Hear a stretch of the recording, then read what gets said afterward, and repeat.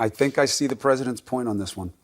Look at this American wine bottle that I found online. See? It's freedom. I told you. You only need to look at it to know that it is better than French wine, because you're not going to find a French wine with this label. I love it. He was funny. I like that. I don't even drink wine, but I prefer it. I like the way it looks. And he said it with knowing it was kind of funny that he was saying it. I give him props on that one. Got to remember, it's not whether you win or lose. It's whether you win. Win, yes. Thank you. The game. Trump, the game. Have a good weekend, my friend. I am Chris Cuomo. Welcome to Prime Time on a Friday night. An impeachment inquiry already in effect, underway, according to the House Judiciary Chair. Did you know that? Did you know that it's happening? But when did they announce what actually changed? What is going on here? If a major step has been taken toward impeachment, why don't they come out and say it? We're going to ask a member of the judiciary tonight. We also have a lawmaker on the all-powerful tax committee here as Democrats step up their fight for the president's finances. His panel is now trolling Trump with proof that Nixon was more law-abiding to Congress than he. And 2020 Democrats are taking their fight to one of the nation's most crucial voting blocs 4 days out from the CNN debates. A great debate on who's winning, who's losing with African-American voters. Happy Friday. Grab a beverage. Let's get after it.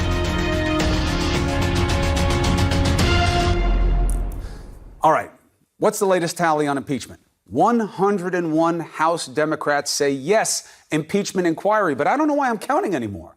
Because it seems that the Judiciary Chair said, no reason to count. I got a secret for you. You're saying there's no difference between what you're doing now and an impeachment inquiry, correct? In effect. Manu Raju, spot on. In effect, they are already having an impeachment inquiry. Really? That was Jerry Nadler, obviously. His committee would be the right home for it. But here's where it gets a little bit more complicated. In court today, here's what they said. Articles of impeachment are under consideration. They're suing for Mueller's underlying evidence. The grand jury testimony usually stays secret. You need a compelling interest for it. So how's the president handling all of this? Taking it in stride. He says it's not a big deal. We should get on with bigger issues. Listen. We want to find out what happened with the last Democrat president. Let's look into Obama the way they've looked at me from day one. They've looked into everything that we've done. They could look into the book deal that President Obama made. Let's subpoena all of his records. 2 quick points. 1, if you want to argue that what was done to you is wrong and overreaching, why would you argue doing the same to someone else? That's a point of hypocrisy. 2, you are the man, Mr. President, who started the birther campaign against President Obama. We have never seen a more wrongful or pernicious attack in the name of investigating a presidential candidate, let alone a sitting president. So let's discuss what matters in this moment. Judiciary and Intel Committee member Val Demings made some big headlines, and deservedly so, with some of the answers that she elicited from Robert Mueller. Good to have you on Primetime, Congresswoman. Welcome. Chris, it's great to be here. Thank you for having me. All right, so help me understand. Is there an impeachment inquiry ongoing? And if so, why were you guys entertaining all of this pushing about when you're going to start it? Well, that's a fair question, Chris. Look, I believe the chairman used the term impeachment investigation. We are trying to get the underlying evidence to support filing articles of impeachment, just like you would in any criminal investigation. And right? That is the job. That is the job for the House. You could know who the, let's say, the suspect is. But if that person committed a murder, you want to also recover that weapon. Even if you had the supporting testimony, we need all of the evidence to support filing articles of impeachment. 100%. And so Chairman Nadler, and you heard also what Speaker Pelosi had to say today, we're going to do this, we're going to do it right. And I tell you what, looking at the numbers of our members, although the decision to file articles of impeachment rests solely with the Judiciary Committee. Mm-hmm. You've seen more members from the House, Democratic members at least, have come out in favor. I think we're exactly where we hope to be at this point. I hear it. Look, and I'm not a gotcha guy. But I'm just saying that your advantage here, or what you want as a perceived advantage, is being straight with the American people. Because the argument that you guys are saying you can make is that the president wasn't straight with the American people. That's why I'm coming at this, because you got Pelosi saying, hey, look, we're going to do this the right way and we'll go into impeachment mode exactly when we have to and not one day sooner. And then you have Nadler saying we're already in it. And an impeachment inquiry, look, as we've seen in the two previous impeachments, I don't need to tell you this, you're a student of the game, with Nixon and Clinton, you had the House vote to start the inquiry, then you went into committee in the judiciary, and you worked up the investigation to see if you could bring charges, articles of impeachment. Yeah. Are you just trying to avoid that vote here because it would be a tough whip at this point? No, in the past, the House vote did move forward. But understand, Chris, that the House vote is not necessary to begin to file articles of impeachment. No, it's not necessary. You're 100% right. Yeah, and so let's look at what we do have. We had the man, Special Counsel Robert Mueller, come in and confirm really what I already knew and everyone who had read the report. But we do know the American people are just too busy to sit down and read a 488-page. He said Russia interfere with our election in a sweeping and systematic way. The president knew it. The president welcomed it. The president or his campaign leaders coordinated with Russia with polling data and other things, that the president engaged in numerous incidences of obstruction of justice, and the special counsel could not clear the president of wrongdoing. Right, but on the intelligence side, Russian interference is a no-brainer for everybody but the president, and he's only denying it for political purposes. But there was no criminal activity, no criminal coordination, no criminal conspiracy. That's what they mean when they say collusion, although that's not a legal term. I would argue there was collusion as a behavior. There was sneaky behavior, and they knew it was sneaky. That's why they lied about it, but not a crime. On the obstruction side, you get a complicated game. And I think that's why, Congresswoman, you have the poll numbers that you do, where you don't have 50% of this country saying impeach, because it seems muddy. And if it's not going to be a clear and convincing situation, then why not just hash it out in an election? Well, and Chris, remember, when articles of impeachment were filed against President Nixon, only 19% of the American people were in favor. Fair point. We have a job to do. And look, I didn't come to Congress.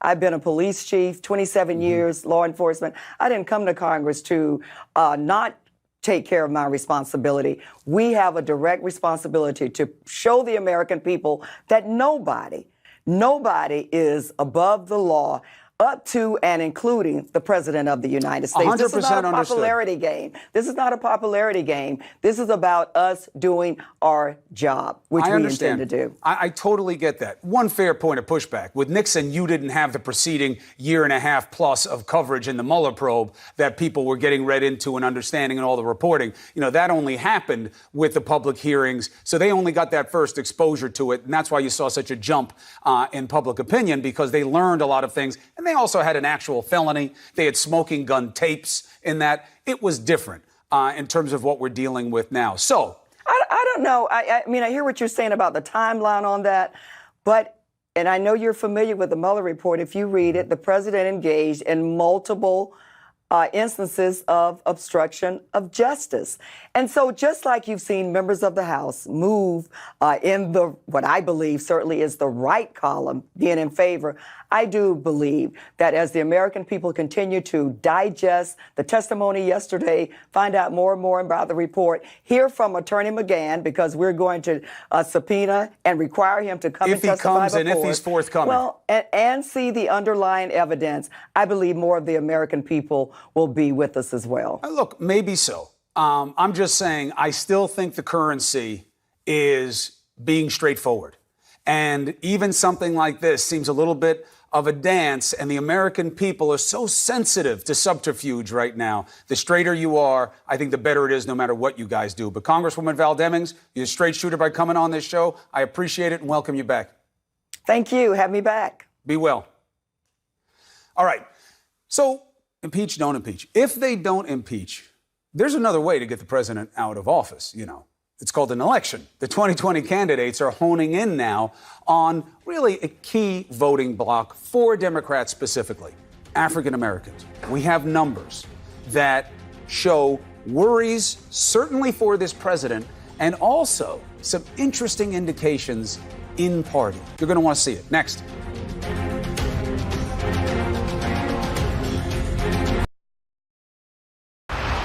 So Senator Elizabeth Warren may have started the slogan of I have a plan, but Kamala Harris is saying it's not as good as mine. She just dropped a policy plan for investing in historically black colleges and minority-owned businesses. She was one of several 2020 candidates to appear at the Urban League conference today. Huge for Democrats, because ahead of the big CNN debate next week, they're going to want to say that they can be strong with that demographic. Cory Booker, Joe Biden traded blows over their criminal justice records for the same reason. Now, this is what we're seeing with Democrats pushing hard for African Americans. The numbers and the opportunity, especially when you consider the incumbent they all want to face. This president loves to talk up one specific accomplishment. So the unemployment rate among African Americans is the lowest in the history of our country. African American have the best numbers in the history of our country. African American unemployment stands at the lowest rate ever recorded. All right, a little bit of a pro tip. Talking points generally suffer from context. And let's look at these numbers, and you see they don't work as well as the president wants them to. Why? Unemployment for African Americans did hit an historic low last year, period. The numbers started to climb up a little bit earlier this year. There are reasons for that. Here, though, at the same time, the overall rate has remained pretty low. It raises the question of exactly who does the Trump economy serve? While Trumpers will point to the First Step Act as a bipartisan benchmark of criminal justice reform, now that people are starting to be released from prison, the blowback is starting from the right. So what do you see to balance it out? A return to one of the most disproportional forms of punishment as harshness, the death penalty. All right? That returns to, on the federal level, killing people in the name of justice. African Americans are disproportionately punished by that penalty. What about the clemency for Alice Marie Johnson and Jack Johnson? The price of this president's compassion is the glow of celebrity adulation, which we once again see on display as POTUS ramps up volume on behalf of ASAP Rocky. Is that how you say it? It's $AP. Now, the rapper is being held in Sweden on assault charges. The president got some celebrity buzz on this, responded, okay? Now, it's all about how you want to measure these things. Well, unemployment's at the lowest ever. Yeah, except the gap between white and black is as bad as we've seen it. Well, look, I've helped these big-name celebrities with their causes. The grand total of African-American senior advisors within this administration remains at one. Ben Carson at HUD, an agency he had no business running. Trump's team knows the politics. Black voters helped put him in the White House. Why? Not by actually voting for him, by staying home. They didn't come out to vote for Hillary. They didn't come out. And that was the big. So thank you to the African American community. He's right. More than a third of Obama voters who sat out 2016, African American. That's why you see this president picking up on the attacks on Biden's criminal justice record. Of course, look, he is not the right agent for that. As a white Anglo-Saxon man, he can sell the outrage of other white men all day long. But if you're going to look at Joe Biden and start playing about black politics with what you did with the Central Park Five and birtherism, and as the Wizard of Oz showed you last night, the attacks from this president and the Democrats, it hasn't done much to hinder the former VP's popularity with African Americans. He's very high. 2016, Trump asked black voters what they had to lose. After an historic midterm fueled in large part by black turnout, Democrats know what they have to lose. The question is, are they motivating those voters with their proposals or alienating them with their policies and their attacks? Okay, so the question is, what will it take to generate enthusiasm among African Americans this go-round? We need to have a debate on this. We have both sides completely covered with these two good-looking gents. Next. So if 2020 Democrats don't want a repeat of 2016, they're going to need to bring out more African American voters. While candidates roll out ambitious proposals far to the left than to the center, President Trump insists his administration has delivered huge wins for the African American community. Starting point for tonight's great debate. Bakari Sellers, who, by the way, endorsed Kamala Harris, and Niger Innis, who I'm guessing has not. All right, good to have you both. Thank you very much. Good guess. First thing to you, Bakari, is are you okay with the Democrat state of play? You endorsed Harris, so I'm assuming you're okay with what she did in the debate with Biden. But now you have Booker calling the VP, I want to get it straight, an architect of mass incarceration. Do you feel that that is a fair appraisal of the former VP? I think it's a fair appraisal. I think when you look at the 84, 86, 88, and 94 crime bills, the damage that is caused, that's a fair appraisal. I mean, I think the challenge for all of these candidates, and you're starting to see it, is what are you going to do now? I think putting forth these robust policy proposals is the answer to many of those questions. But wait, one step back, because I had Jim Clyburn on here, and he was for those bills too. And he said that it's not as simple as looking at one aspect of it. It was about the time and what we could get done and what else we had in there. I don't think that does that mean that the candidates are not being fair to Biden in that appraisal? No. In fact, Jim Clyburn was wrong as well. I mean, Bobby Rush, who served with Jim Clyburn and made that same 94 vote, Dick Durbin, who served with Jim Clyburn and made that 94 vote, they've all said that that was the worst vote they've taken in their life. They regret that vote. Because Jim Clyburn and Joe Biden cannot let that go, it's very hard to believe that you can remedy those problems.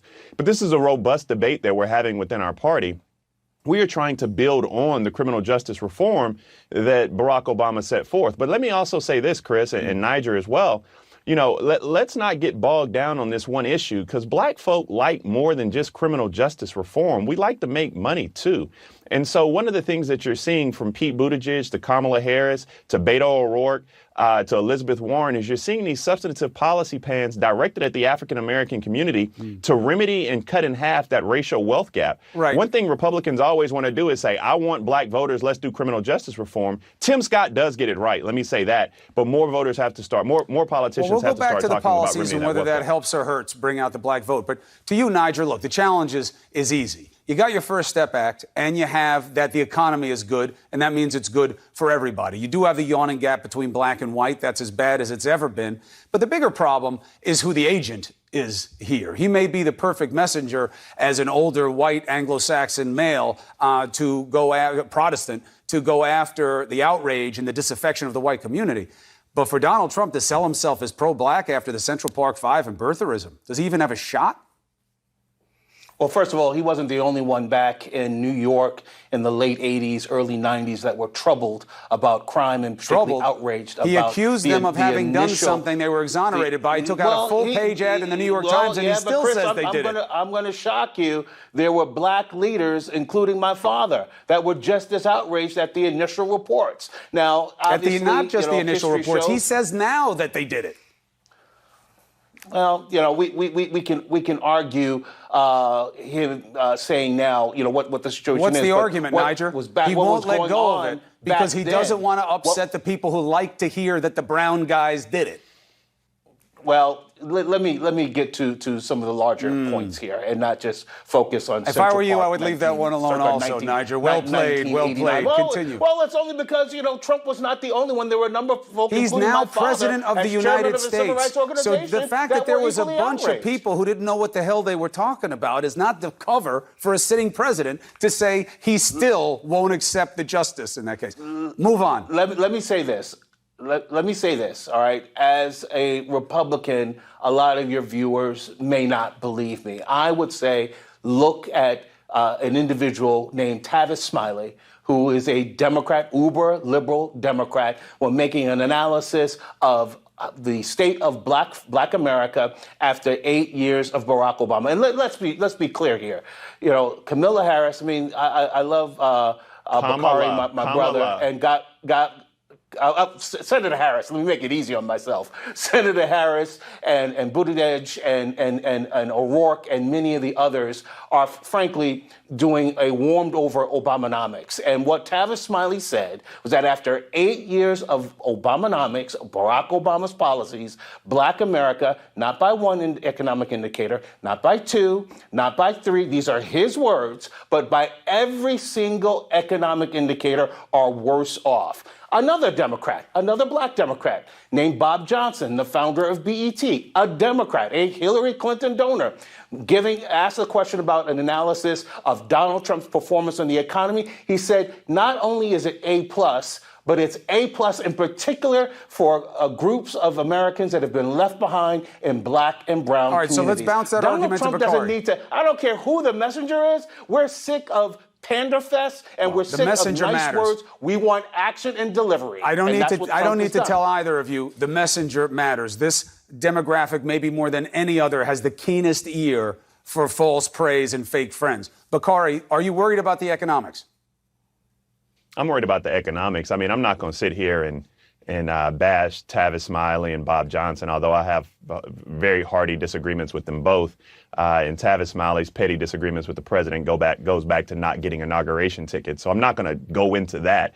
But what I am going to say is the economics is very important. I mean, there are many of us, and Niger, I'm sure, is one of them, who have been chanting for a long period of time for both parties to talk about issues of increasing African-American wealth, access to wealth, because many times that's the only way that you can achieve and attain some level of success. And I failed to mention one person earlier, Bernie Sanders, who's also talking about these issues. And so it's more than just criminal justice reform. I think, Chris, though, you hit the nail on the head. There are a lot of us who wouldn't take anything from Lester Maddox. There are a lot of us who wouldn't take anything from George Wallace. There are a lot of us who won't take anything from Donald Trump.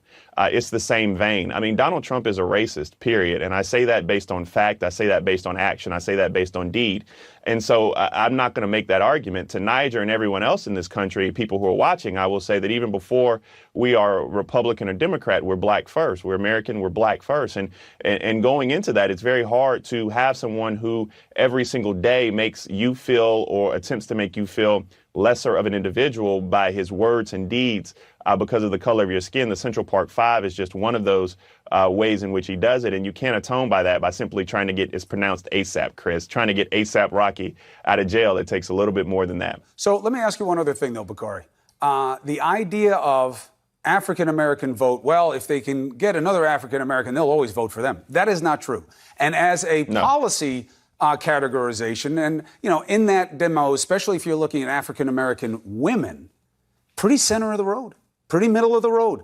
They do not go in for very hyper-ambitious, progressive policies. Are you worried that while you may be talking the same talk on some fronts, you're pushing it too much on the policy front, and that could have a chilling effect? Not at all, because I tell people this all the time, especially in the primary. African-American women, my mama and her friends are the people who choose the nominee. I mean, Black women came out in droves for Hillary Clinton. Black women voted at the tune of 94 to 96% for Hillary Clinton. White women voted at 53% for Donald Trump. I don't have the audacity to believe I know why that is. But I'm quite comfortable with this simple fact. We're getting something right in the Democratic Party right now, even with all the bickering. Because in 2016, there was a choice between Hillary Clinton and Donald Trump. And a lot of Black voters chose the couch.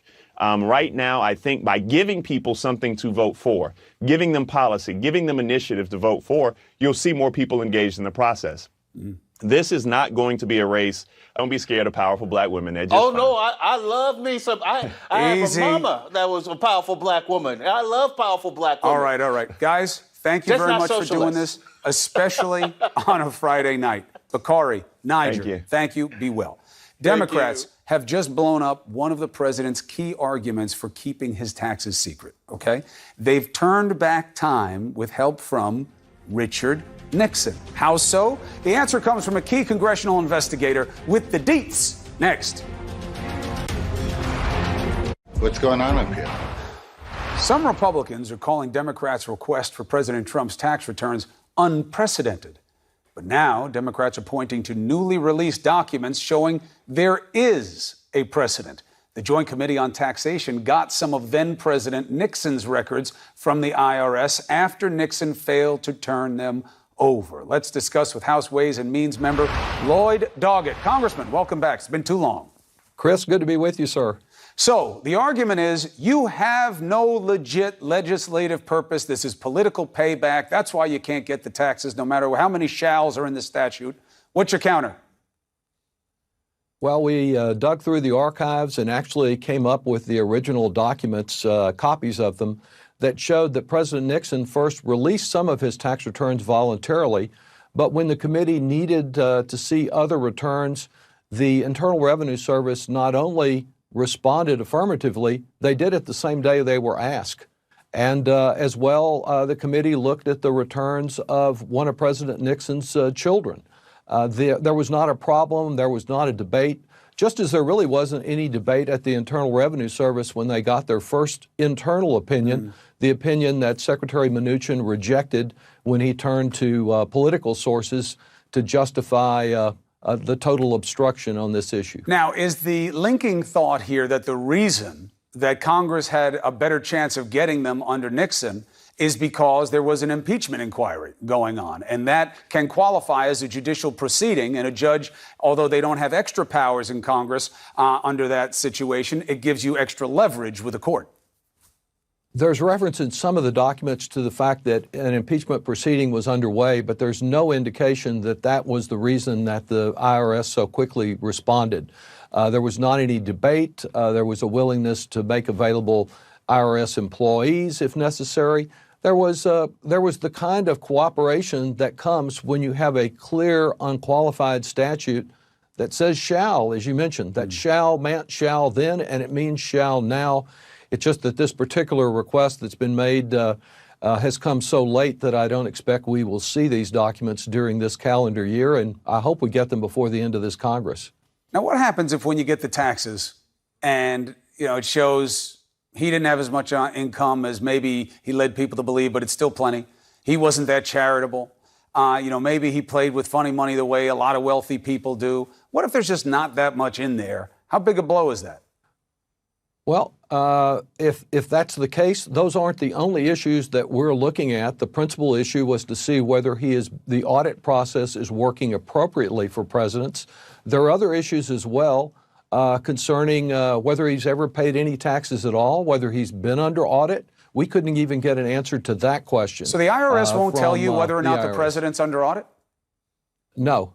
Now, his lawyer, Jay Sekulow, told me that he has proof that he's under audit, that he has the letters. I asked him to show them to me, and he was like, nah. But maybe that's something you could ask for.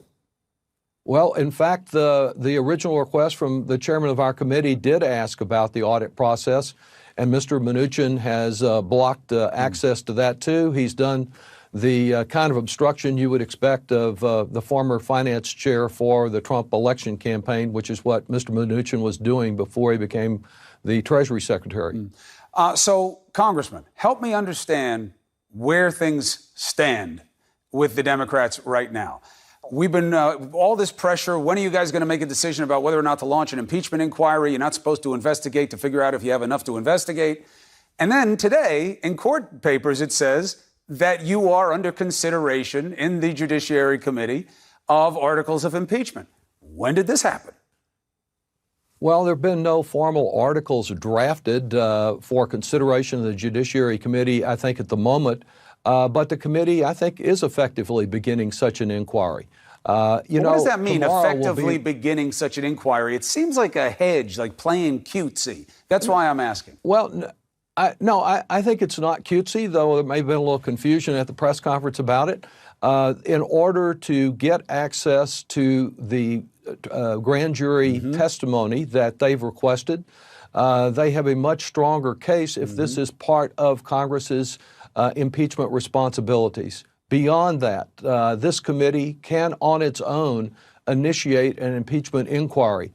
An inquiry is an appropriate thing to do before any articles are drafted to determine if there are grounds for impeachment. Absolutely. I've been arguing all along, and by the way, full disclosure, Lloyd Doggett is not somebody who has been dodging this question, just to be fair. But it's that if you guys believe what you keep saying by suggestion you think is true about this president, then an impeachment inquiry is a no-brainer. But the first word of that phrase seems to have a chilling effect. And now we see this move. Well, I think the problem that I've had, it took me a little while to get to the impeachment stage. I wanted to be sure that there were no other alternatives, but I saw the administration running out the clock and Democrats not responding in a forceful way. I mean, here we are 100 days tomorrow after the Mueller report was released. Right. We're to the August recess, and this Democratic caucus has yet to, until today, to take any offensive action to file anything other than this belated request for the tax returns. All of the work the Democrats have been doing has been playing defense to Donald Trump's litigation challenges, and we will not prevail on this by just taking the defense. I believe in Chairman Nadler and what he's doing, and I think he's begun an investigation that could lead to impeachment. Right. It may not lead to impeachment, but it is an appropriate inquiry. I just think one of the reasons we've cultivated your presence on this show is because you keep talking straight to the American people about it. When you had reservations, you said what they were. When you had convictions, you said what they were. I believe that's the currency that people are going to expect here. To the extent that there's a hesitation, I think what you see in the polls is they don't want more sneaky stuff going on. So straightforward, straight talk is the currency. I couldn't agree with you more. And Chris, I think we also have a responsibility to lead with that straight talk. To just hold our finger up to the wind to see what the polls show doesn't take care of it. We have a responsibility under the Constitution to go out and lead, to explain to the American people. They will help make this decision, certainly, but they need to be fully informed by their members of Congress and others of what's been going on here. And, we didn't have a sensational moment, not the best, perhaps, screen review of Mr. Mueller's testimony, but the substance of what he said is so very important, and of his report. Yeah. But it's up to members of Congress to go out and talk with people about that in a very straight way. Yeah, Mueller didn't want to be there, and he's not looking for anybody's vote. I think performance talk is distracting. I know why the president's doing it. He sees politics as performance, but I think that there's also a higher order. Congressman Lloyd Doggett, thank you, especially on a Friday night. Thank you, Chris. Appreciate it. Thank See you you so again much. soon. Be well. All right, how about this one? Something spooky. Some people are trying to mess with Halloween. No trick, but is it a treat? Laura Coates in for D. Lemon, a.k.a. The Upgrade. What does she think about the move? We'll argue next. All right, here's the situation. There's a new petition to move the date of Halloween to the last Saturday of the month. Does it have more than a ghost of a chance? A Halloween industry trade group launched its plea last year, arguing what? Well, moving All Hallows Eve will lead to a safer, longer, and stress-free celebration. The petition now has some 85,000 signatures. They're trying to get to 150. I don't know the relevance of that number. Laura Coates, bring in the counselor, a.k.a. The Upgrade. Which side of this do you want? I like the upgrade comment. Thank you. I would sign the petition twice, Chris. Because what? I'm against it. No, you know what a big pain it is as a mom to try to leave work early on Halloween on some random day? No, but as a dad, I do. Well, sorry. I mean, I'm the mom in this scenario here. But you had to leave work early. You got to go get your kids. You got to figure out the costume, get the makeup on, put your own costume on. And it's already nighttime by then. Forget it. Saturday night's much better. Suck it up. That's what parents do. This is about tradition, having the kids understanding where it is. It means more when it's hard. Okay, well, I suppose you walked up the hill 10 miles in the snowstorm. Both ways. School. Both ways. I did not. And I can tell you, it's easier for everyone. It's safer. I mean, on Saturday night, you can start earlier in the day. Remember, it's already like nighttime. The sun's down by the time Halloween starts. That's the point I realized. If you have little kids, though, you got to have people who can go a little bit earlier, Chris. I want my Snickers bar early in the night. Ooh. Is that your go-to? Fun size? Kit Kat. Fun size? Is that what you do? No, I do the full bar. the share size is what I actually do. I like Kit Kat. I'm a Reese's Pieces person. You know, the other day we did some research on this on my radio show. You know, Laura and I both have shows on Sirius XM. So Reese's peanut butter cups are number one across the board. The peanut stuff wins. So much for the allergies. I'll go with the peanut butter cup. But one other thing, you know, the kids may not like this because they get a nice break on that day, although some of the schools, like my kids, the Catholic school, they're a little rough on the costumes. But, you know, that's a nice break for the kids. You'll be taking that from them. What are you going to wear? Stealing it. For Halloween, Chris. You already I wear have this. In your mind. That's your costume? This is it. I'll go as Chris Cuomo then. That's what Man I'm in going to have black, on too. have the Blues Brothers, chauffeur, waiter. That's why you didn't sign the petition, because you don't have fun with Halloween. I don't sign anything. Well, clearly. Well, you know what? If you were to sign something, start with this, because I'm telling you, it is a good thing. Talk about an upgrade. This would upgrade Halloween for everybody. You know, Coates, you are smarter than me, so it wasn't fair, but you're also right. Your side of this wins. I think they should move it. Let's see if it happens. Thank you very much, my friend. Good luck tonight. Be with you in a second. All right, 4 words. Brush up your Shakespeare. Yes, behold the argument about what begets this Democrat begetting. Next. All right, I burned a lot of calories on this one. A little Shakespeare for your Friday night. What is in a name? Take a listen. You're saying there's no difference between what you're doing now and an impeachment inquiry, correct? In effect. This is an impeachment investigation. We're crossing a threshold. Absolutely. Okay, so Democrats on the House Judiciary Committee have officially opened an impeachment inquiry. What's going on is that I think too much has been made of the phrase an impeachment inquiry. You can define it as you please. Undoubtedly, we are collecting overwhelming evidence of high crimes and misdemeanors committed by the President of the United States.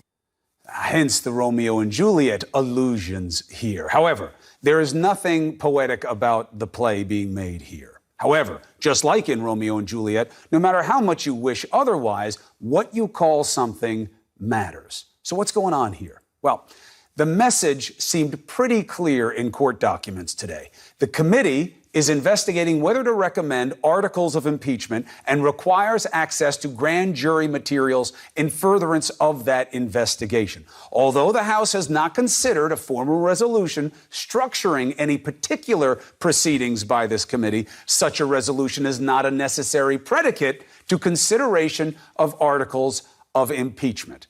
Soft. What light through yonder court pleading breaks? They may not need the resolution, but then why not just call it what it is outside of court? Here's a good reason. Speaker Pelosi does not seem to agree that Democrats are already in impeach inquiry mode. I'm not trying to run out the clock. Let's get sophisticated about this, okay? Okay? But how long do you think these court fights will take? We will proceed when we have what we need to proceed, not one day sooner. Sophisticated? I'm quoting Shakespeare here. Most House Democrats are with the Speaker on this. Now, the number supporting an impeachment inquiry is growing. You see them all there, about triple digits. But here's why it's taken time to get there, despite so much talk damning from Democrats what this president has done. You're not there. 59% of you are not in favor of impeachment hearings. That number is up from 46% a year ago, meaning it is more against since the report came out. However, we do not have numbers since the Mueller hearing. We'll see. But let's be clear about this. This is not playing gotcha with the Democrats and, oh, you didn't say it, you're saying different things. It's not petty, okay? It is sophisticated because it's about being straight with people. And as in the play, the name carries a meaningful distinction. In fact, many legal experts argue launching an overt impeachment inquiry, while not necessarily giving Congress additional powers, may give Congress additional leverage, thus speeding up a couple of cases. For example, this White House is denying access to grand jury material, arguing that Congress doesn't have a legitimate legislative purpose for requesting it. That's why they said what they said in court today, because an impeachment inquiry gives them more of a look of a judicial proceeding. So a court can allow them to be disclosed if it's in connection with the judicial proceeding. You get what I'm saying? An impeachment inquiry looks more like that than just regular oversight, okay? So they're trying to make it look not like a run-of-the-mill congressional situation. Saying the words impeachment inquiry could also open the door to other information that Democrats desperately want. Like what? Don McGahn's testimony, the president's tax returns, for the same reason. So this seems to be about avoiding a vote on the floor to start an inquiry on one level. Why? The Republicans would likely all be against it. Whipping Democrats to get to a yes may not be a slam dunk. And it's also a hedge against the real risk that the majority of the country might take an impeachment move as proof that Democrats are no better than the bully they see in the White House. To stick with Willie here,